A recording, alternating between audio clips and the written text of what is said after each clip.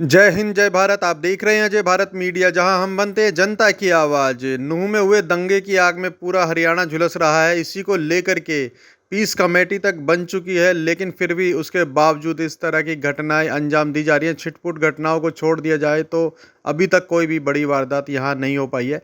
इसी को लेकर के मद्देनज़र रखते हुए सभी संगठनों के, सभी पार्टियों के लोगों ने एकजुट होकर के एक सद्भावना कमेटी का गठन किया है गुरुग्राम में, जो कि अगले हफ्ते राजीव चौक गुरुग्राम से लेकर के नूह तक पैदल यात्रा करेगी, हाथों में तिरंगा लेकर के। आइए देखिए खास खबर हमारी। धन्यवाद। जय हिंद जय भारत। जो पंचायतों में ये ऐलान किया गया है, किसी को कमरा ना दे, ये ना दे, वो ना दे, किसी का भी सामाजिक बहिष्कार लोकतंत्र में बिल्कुल भी स्वीकार्य नहीं है और ना ही होना चाहिए। जो इस तरह की बातें कर रहे हैं वो बिल्कुल सरासर गलत कर रहे हैं कि भाई किसी को कमरा ना दे, दुकान ना दे, या ये अपनी इच्छा है। तो इसलिए सामाजिक बहिष्कार की बातें करना बिल्कुल गैर कानूनी है, गलत है। इस बिरादरी के लोग हैं। सद्भावना कमेटी ये करेगी कि आने वाले समय में राजीव चौक गुड़गांव से लेकर नूह तक एक पैदल यात्रा की जाएगी तिरंगा झंडा लेकर, ताकि इस क्षेत्र में, इस अहीरवाल में शांति, सद्भाव और भाईचारा बना रहे। ये गुड़गांव की जो आज वैश्विक पहचान है, ये पहचान भी बनी रहे और भविष्य में चाहे मेवात की तरफ से हो कोई धमकी देता हो, या इधर से जो संगठन चाह रहे हैं कि इसको एक राजनीतिक अखाड़ा बनाया जाए या इसको एक राजनीतिक प्रयोगशाला बनाया जाए दक्षिण हरियाणा को, हम वो बिल्कुल भी नहीं बनने देंगे। क्या आपकी कोशिश रहेगी कि इस यात्रा में हिंदू मुस्लिम मिलकर करें? सभी हिंदू, मुस्लिम और सिख सब मिलकर करेंगे।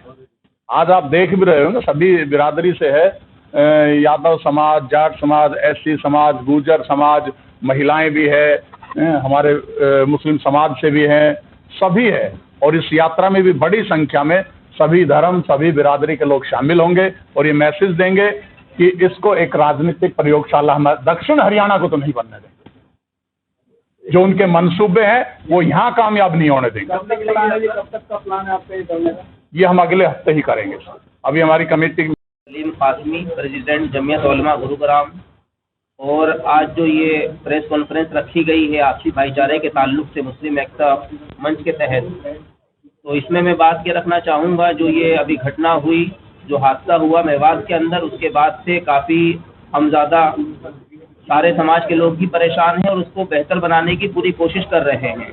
उसी की एक कड़ी ये कॉन्फ्रेंस भी है और मैं बहुत ज़्यादा शुक्रगुजार हूँ इन भाइयों का, जो हमारे जेलदार साहब हैं, राव साहब हैं और सारे भाई हजरात हैं, जो यहाँ बैठ कर के हमारे माहौल को बेहतर बनाने की कोशिश कर रहे हैं।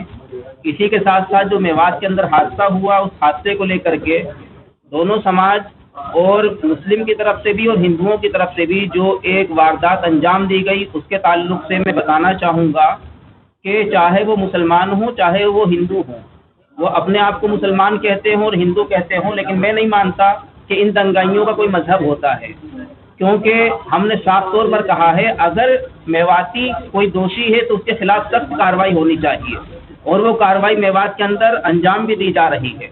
गिरफ्तारियां भी हो रही हैं और मकान भी ढाए जा रहे हैं, जिसमें मैं ये भी कहना चाहूँगा कि कुछ ऐसे भी इसमें हादसा हो जाते हैं प्रशासन की तरफ से, सरकार की तरफ से, जिस बेचारे का कोई रोल नहीं होता वो भी इज्जत में आ जाता है, लेकिन गेहूं के साथ साथ घुन भी पिस जाता है। ये भी एक मिसाल है। बहरहाल, लेकिन ये जो घटना हुई है बहुत ही बड़ी है, जिसको हम दोबारा सोच भी नहीं सकते कि ऐसा कोई हादसा रूनुमा हो। और आम तौर से लोग कहते हैं कि 47 के बाद से पहली घटना है। मैं तो कहता हूं कि 47 से पहले भी हिंदू मुस्लिम का जो आपस में प्रेम था, जो मोहब्बत थी, जो आपस में ताल्लुक था, वो भी काबिल बयान है कि जिस वक्त मुगल भी यहाँ पर राज कर रहे थे, उस वक्त भी मेवातियों और हिंदुओं का आपसी ताल्लुक टूटने नहीं पाया था। यानी मेवातियों ने, हिंदुओं ने बाबर का साथ ना दे करके, मुगलों का साथ ना दे करके, यानी हिंदुओं का साथ दिया था। तो जो इस्लाम है वो भी ये सिखाता है कि जो ईमानदारी से अपनों का साथ दिया जाए, जो सच पर है, जो हक पर है, उसका साथ दिया जाए, और इस्लाम की ये तालीम है। तो अब अगर कोई मुसलमान बन करके और गलत काम करे तो मैं उसको मुसलमान नहीं मानता। तो इस वजह से जो ये हादसा हुआ, चाहे पत्थरबाजी की हो, चाहे कोई भी वारदात की हो, क्योंकि पत्थरबाजी के साथ साथ जो यहाँ पर अंजाम दिया गया, गोलियां भी चली हैं, उसमें दोनों ही तरफ के लोग मौजूद हैं। तो ये बहुत ही नाकाबिले बयान है, बहुत अफसोसनाक है और ये बहुत बड़ा हादसा है। तो मैं आप लोगों के ज़रिए, इस प्रेस कॉन्फ्रेंस के ज़रिए प्रशासन को भी मैं ये बात कहना चाहूँगा, सरकार तक भी बात पहुँचाना चाहूँगा कि आप लोगों को भी बहुत सतर्क रहने की ज़रूरत है, चौकन्ना रहने की ज़रूरत है, क्योंकि अभी माहौल हम लोग तो कोशिश कर रहे हैं, लेकिन कुछ लोग ऐसे हैं जो बिगाड़ने की भी कोशिश कर रहे हैं।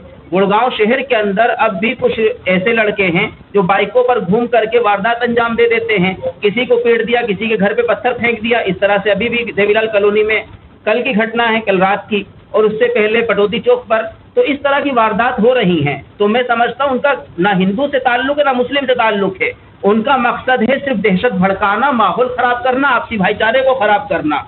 तो मैं आपके जरिए और इस प्रेस कॉन्फ्रेंस के जरिए ये बात रखना चाहूँगा कि हम पूरी कोशिश करेंगे कि हम अपने इस शहर का बल्कि पूरे मुल्क के अंदर भाईचारे को खराब नहीं होने देंगे और एक मिसाल कायम करके दिखाएंगे गुड़गांव के जरिए कि चाहे कितनी बड़ी घटना रही हो, हम इसको बहुत जल्दी कंट्रोल करने की और इस दिक्कत को दूर करने की कोशिश करेंगे और जो भी दोषी हैं उनके खिलाफ कार्रवाई करने की हम खुद मांग करेंगे।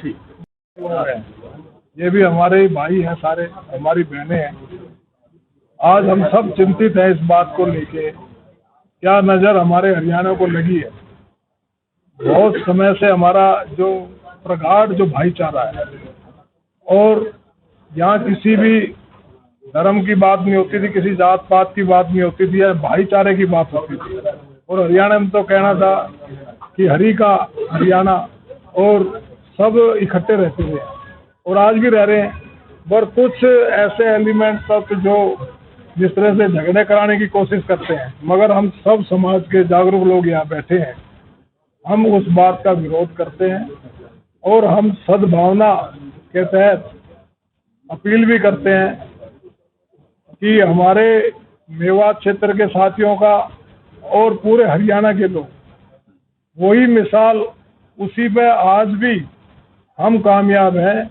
हमारे भाईचारे को बिगाड़ने की हजारों कोशिश हो जाए, हम भाईचारा नहीं बिगाड़ते।